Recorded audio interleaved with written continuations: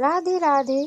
मैं हूँ the story teller और आज की कहानी है एक छोटी मक्खी और एक विशाल हाथी की। एक घने और हरे भरे जंगल में जहाँ ऊंचे ऊंचे पेड़ आकाश को छूते थे और नदियाँ कल कल करती बहती थी, वहाँ सभी जानवर मिलजुल कर रहते थे। जंगल में एक छोटू नाम की मक्खी रहती थी। छोटू मक्खी इतनी छोटी थी कि जब वह उड़ती थी तो उसकी बिन बिनाहट भी बड़ी मुश्किल से सुनाई देती थी। वह बहुत फुर्तीली और शरारती थी।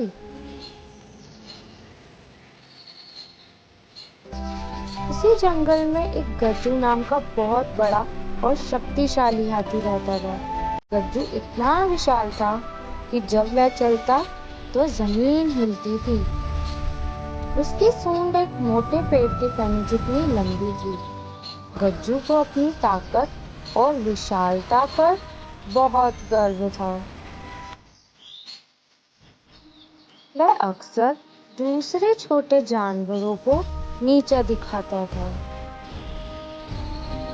एक दिन गज्जू नदी के किनारे पानी पी रहा था।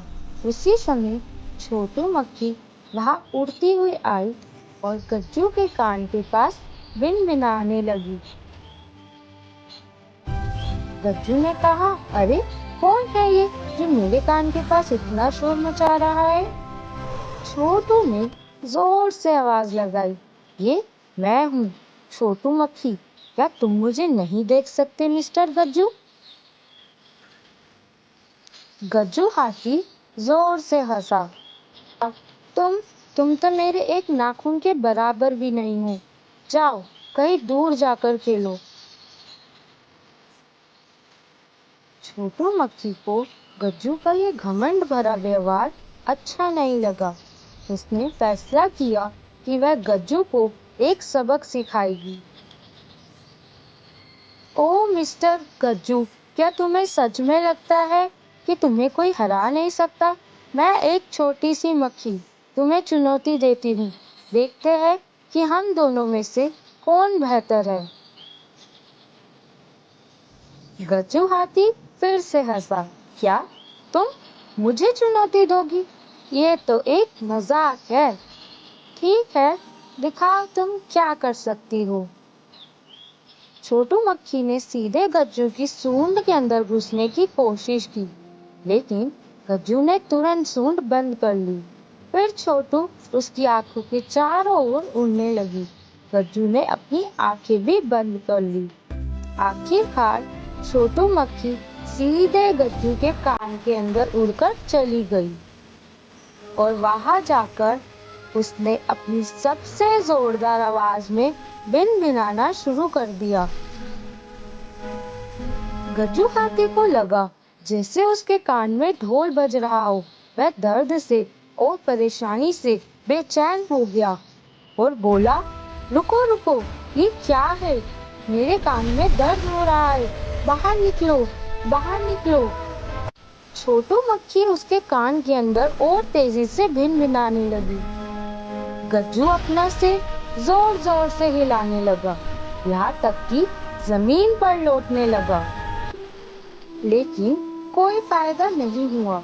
जंगल के बाकी जानवर ये सब देखकर हैरान थे। गज्जू हाथी थक कर बैठ गया और गज्जू बोला, कृपया बाहर आ जाओ छोटू, मैं हार मानता हूँ। तुम मुझसे ज्यादा ताकतवर हो। छोटू मक्खी आराम से गज्जू के कान से बाहर निकली और उसके सामने उड़ने लगी और कहा, देखा मिस्टर गज्जू, आकार और ताकत ही सब कुछ नहीं होते। कभी कभी छोटी सी चीज भी बहुत बड़ा कमाल कर सकती है। गज्जू हाथी को अपनी गलती का एहसास हुआ।